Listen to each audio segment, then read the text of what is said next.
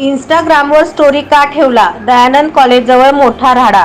इंस्टाग्रामवर स्टोरी ठेवण्याच्या कारणावरून फिर्यादी व फिर्यादीच्या मित्राला लोखंडी टायरने 3 जणांनी मारहाण केल्याची तक्रार जोडभावी पेठ पोलीस ठाण्यात नोंदविण्यात आली आहे.